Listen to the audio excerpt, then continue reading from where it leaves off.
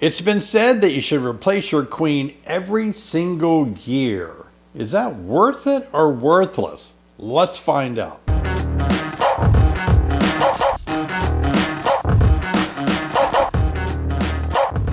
Hey everybody, Happy New Year. It's good to be with you on January the 1st, 2022. Thank you so much for joining me for another beekeeping video. I always enjoy helping you to be motivated to keep healthier bees and make fewer mistakes. Today we're going to be looking at whether replacing that queen every single year is really worth it or is it worthless. We'll talk about the pros and cons on doing that. Before we jump into that, let me tell you that today is a special day. We're offering 50% off on our beekeeping courses just for January the 1st, 2022. We offered it this morning from 9 to 10 a.m. We're offering it again this evening from 9 p.m. until 10 p.m. Central Time. So if you missed it this morning, you didn't get a chance to purchase one of my online beekeeping courses, check that out in the description below, a link to get you there, and be ready. Small window of time. We're doing it just because some of you missed the Black Friday special that we had. We're going to make it a special deal for you. Just YouTube viewers to take advantage of it is my way of saying thank you. So be sure and watch that this evening, 9 to 10 on January the 1st, 2022. Now let's talk about whether replacing that queen every single year is worth it or worthless. How many of you replace your queen on a regular basis? Leave some comments below. Let me know if you believe in replacing your queen or if you're doing that as a strategy in keeping healthier bees. I'd like to know what kind of things you're dealing with your queens. A lot of times our queens just replace themselves. One of them will die and the hive will replace it with a new queen almost every year. Or sometimes you'll have a hive that will swarm, leaving with the old queen and leaving a new queen behind. So you really don't have to be that aware of giving them a new queen every year. But on the other hand, there are times when the colony will keep their queen a long time. Just how long will one queen last in a hive? That's up for grabs, but we kind of think a queen really doesn't last more than 2 to 3, 4 years tops. That would be very unusual. Well, as I explained in a couple of videos back, when a queen goes on a mating flight, she keeps the sperm stored in her spermatheca for her lifetime from the drones that she mated with on that single mating flight. Now, that stored spermatheca, all the sperm stored there, she can start running out and running low and not able to fertilize the eggs that she's laying after a certain point. And until they finally replace her, you might find that your queen isn't laying as well as you think she should be.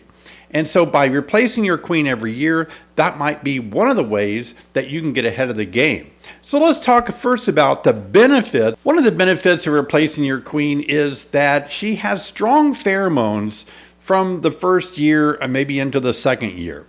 But as those years go by, her pheromones seem to weaken a bit.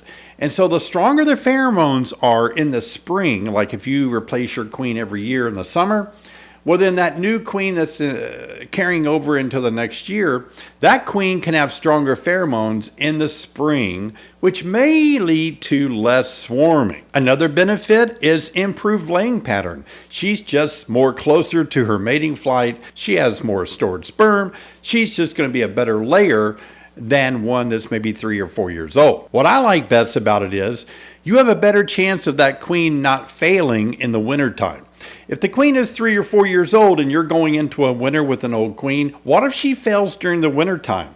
Then she can't lay a little bit of brood like all queens do in the wintertime because she's failed. When you inspect your hive first thing in the spring, you realize that your queen is not laying or she's gone, totally gone. And now you can't get a queen because it's just too darn cold. And so you lose the whole colony. So it's better to go into winter with a newer queen. I also like the benefit of a queen that I replaced in the summer.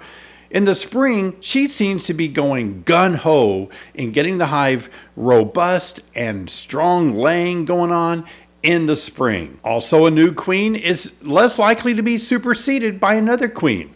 An older queen, when they start detecting that she's failing, they'll supersede her and raise a new queen, and that may be just at the time where you don't want it to happen. Well, let's talk about the disadvantages of not replacing your queen every single year.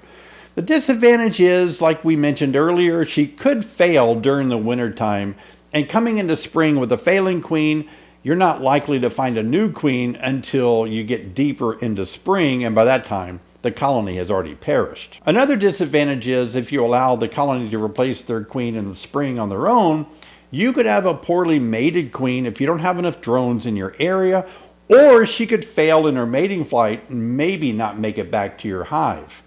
Also, sometimes when colonies supersede their old queen with another one, all the virgin queens that they have in there may fight and kill all the queens.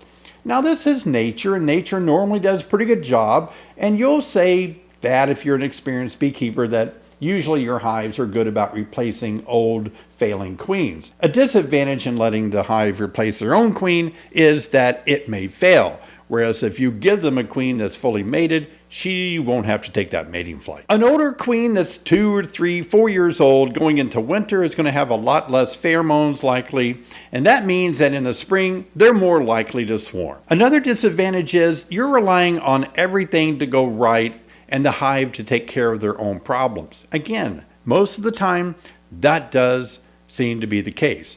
However, if you can take control over it and replace the queens, say in late summer around the summer solstice time, then you're more in control of that new queen and her being accepted and not failing. Now let's talk about the cost. What does it cost to replace a queen? Well, if you take my online queen rearing course, you can raise your own queens and it won't cost you anything. But I know most of you are going to probably want to buy a queen and replace your old failing queen with a new queen. And when you do that, you're going to pay at least anywhere from $30 to $45 for the queen and another $30 to $45 for shipping. Now, you can have it shipped the slow way for a cheaper price of maybe $5 or $6, $10, $12 through the postal service. But remember, this is royalty. This is the queen that you need right away, usually by the time you realize you need her.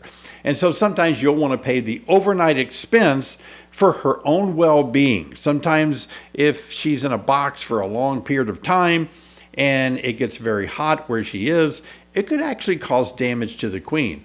Or if she's shipped early in the spring and the shipping lanes are cold where she's passing through, that could also impact the queen in a negative way. Raising your own queens, you have more control over her total health without her being somewhat impaired by shipping issues. So now we're down to the final question then. Is it worth it or worthless replacing your queen every single year? By all means, it is worth it. It is worth it to know how old your queen is, how well she's laying, and upon any signs at all that she's not doing well, you need to replace her. And so sometimes queens always do well their first year, kind of do okay the second year, and start failing the third year. If you want to get ahead of the game, just simply replace your queen once a year around June the 22nd. That's been an ideal time for me to replace my queens. I really like replacing them in mid to late summer like that. It seems like all these things that I've shared with you have really helped my whole beekeeping operation tremendously to have newer queens every single year. Now, if you're somebody that's on a tight budget, you can't afford the $70 to get a new queen once a year, totally understand that. And you're just going to have to do your best to see how long you can get by with your current queen. Or hopefully, when she does fail, they'll do a good job at replacing her. Now, sometimes when a hive replaces their own queen, the queen doesn't always get mated well if you're not in a place where there's not any other hives, any other drones for her to mate with, for example, or if she gets eaten by a dragonfly or a bird on her mating flight, and now the bees can't raise a new queen because there's no eggs in the hive that they can use to raise new queen from. So it's kind of an issue that a lot of you may have experienced that last year. You may be saying right now, oh, David, you're talking to me. I had a queen issue. They tried to replace her. It failed. They never did raise another one. I didn't know what to do. I went too long without any brood, and things just went downhill. And that's what I'm talking about. It's better for you to have control over the queen in your hive and how well she's doing than to totally leave it up to the bees.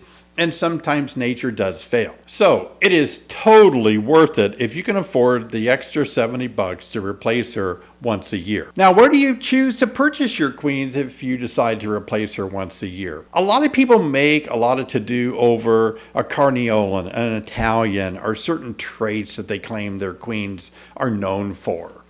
But again, I'm not too excited about that just yet, because I believe if we did have this awesome queen that's mite resistant, that makes tons of honey, that never dies in the wintertime, all this stuff like that. If we find that perfect queen, if somebody has that perfect queen to sell, then why isn't all the beekeepers in the U.S. buying their queens from that individual, and we wouldn't have any mite problems, overwinter problems, diseases, or pests? So, it just comes to show that no matter what queen we put in there, those traits are kind of minimal. The individual traits of a certain race, let's say, are kind of minimal when it comes to these things that we're hoping the queen will solve all of our problems. She's not going to solve all the problems. Her job, lay a bunch of brood, spread pheromones. That's the only two things that she does. And so as long as you can find a reputable dealer, a supplier that is known for producing really good queens, and you can read reviews and people will tell you, oh yeah, I got queens from them and they lay really well. That's all you're looking for in a queen anyway, is to make sure that your queens are laying really well. I've got a video coming out in a few days that's going to be about January tips for beekeepers. There's a lot that we have to do in January. And I know if you're like me, you take a lot of notes. And I want to share something with you that I love so much. I've kind of been frustrated with my note taking in that I have all sorts of tablets, notepads, papers all over the place. I even write stuff on 2x4s in the shop sometime. It's just crazy taking notes all over the place. I've tried to solve this in different ways. I was one of the first people that was using a pocket, I think it was called a palm pocket palm, kind of like a cell phone, but it didn't have a phone. But you could take notes. It had a stylus. I was using that a long time ago, way back in early technology to take notes on. Even today, I use a Galaxy Note. And that Note actually, why I love it so much, that cell phone actually has a stylus. And you can take your stylus out and take notes. And I take a lot of notes with my phone. But let me show you this. I love this so much. If you don't know about these sorts of notebooks, then buckle up and take a close listen to what I'm going to share with you today. These notebooks are really awesome. They are very unique in that they have the ability for you to take notes and actually use an app and store those notes wherever you want. You can send it to yourself in an email. You can send it to Google Drive. If you're an iPhone user, you can send it into any place you want to on your iPhone. But I take a lot of notes when I was making this video. And this nice paper that they have here and special pens that they use allows you to take notes all the time. And while you're taking notes, you can actually keep writing and putting more notes, carry the notebook with you. But when you're finished, I get out my cell phone and I use their app. This particular book that I'm using, and there's several different brands. This is not sponsored video, by the way. I'm not sponsored by this company. I just like it, and I like sharing cool ideas with you. This is called the Rocket Book, and they make great notebooks we can take notes on. I like it because it feels like real paper. Now, I use their pens. You have to use their pens. They're not that expensive, but they're called Friction pens, I believe the name brand. And I like it because you can just take notes with their pens on this particular paper. If you use your own pen, you don't want to do that because that would be permanent. So this pen, even though it won't come off like this if I rub it after I've written on it, takes about 15 seconds for it to really dry completely. But once you write on here, it's permanent. You're not going to smudge it. But if you want to get rid of it, you take a wet cloth and just simply wipe it off. And that way, once you wipe off this page, you can reuse the page again. What I really like about this notebook is this actually feels like real paper to me when I'm writing. I can take notes and write things, and it feels like I'm actually writing on paper. I like that feel. I don't like digital notebooks. I've tried that a lot to take notes with digital things, tablets, but I don't like the feel of that. I like really writing on paper. Now, I talk a lot about my dad. I want to tell you a story about my dad. When I was growing up, my dad was brilliant. He knew everything. He was just the smartest man you could imagine. And he was always learning and always building and creating and designing. And I noticed after I got a little bit older, a unique quality about my dad was that he always took notes. He always was writing and taking notes, building things. He had rulers and a calculator after they came out. And so at the breakfast table, we would sit down and have breakfast. My dad always had a notepad, and us kids would sit there and have breakfast. And anytime we asked a question or my dad was talking to us about something, he would say, "Here, let me show you." And he would start drawing it on his little notepad, and he would hold it up and say, "Here's the notes. Here's how it works." He'd draw a picture. He did a lot of stuff in mechanical engineering, electricity, and he was always calculating stuff out on his notepad. Well, if you are like that, then you know that you should always have a notepad with you. Because we always come up with some cool ideas. I keep notepads next to me when I'm in bed. I like to be able to wake up and think, oh, I've got this great idea. I need to write this down. If I don't, I'll forget about it. You get a little bit older like I am, and you get a great idea. 5 seconds later, you think, what was I thinking about? What was that idea? I get some video ideas that are awesome. If I don't write them down, darn, I'll just forget to make that video. So note taking is really important to me. Another cool thing about these notebooks is this, that if you want to make a planner, if you want to have like a calendar, you can actually take a permanent marker and actually draw out your calendar. You're either a weekly calendar or a monthly calendar. And I believe this company actually does create a kind of like a notebook like this that already has some calendar pages that are permanent, but you can still write your stuff down and then use your wet rag to wipe it off.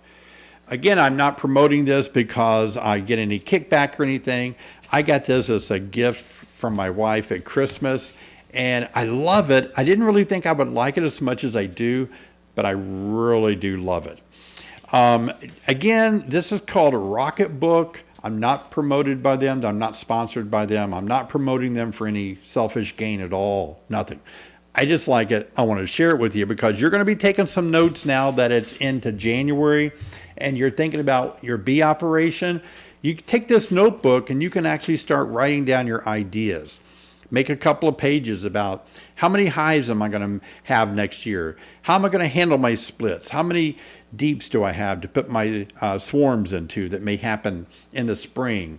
If I want to raise queens, where would I take some queen rearing courses? And David talked about this. I want to make a note. Have one of these with you when I'm teaching you here on YouTube. Take out your notebook and say, oh, I love what he's saying. I'm going to take notes. Why is it better to replace your queen once a year? Going to take notes, and that way you have it more organized. There's a ton more stuff you can do with this, and I'm not going to go into details, but storing it on OneDrive, you can build your own file system and actually store these pages. Again, you may be thinking, why do I need something like that? If you're like me, you take notes on paper and then you can't find the paper anymore. And if I take a picture with my cell phone, I got too many pictures on my cell phone. I can't find my notes that I took on my cell phone. So this just keeps it all organized for me. I want to thank you guys for checking in again with me here on YouTube. I always love having you as a subscriber and as a viewer. So do keep watching my channel. And also, if it's your first time to drop in and you don't know me that well, Sherry and I wrote a book last year, or maybe 2020, and that book is available from our website. I'll leave links down below. If you buy it from our website, we'll autograph it for you before we ship it out, of course. Well, once again, Happy New Year's, everybody, and I hope you have a great 2022. We've got a lot planned to make a lot of good videos that you guys are going to really enjoy. So keep that in mind. Also, don't forget, from 9 p.m. to 10 p.m. tonight, January the 1st, 2022 only, 50% off all the online courses. So take advantage of that if you see this before that time, and we'd appreciate it. Also, check out this video right here. This is a video that's a really good one on how to help you get started in beekeeping. This one has over 1 million views. It's a good one. Check it out.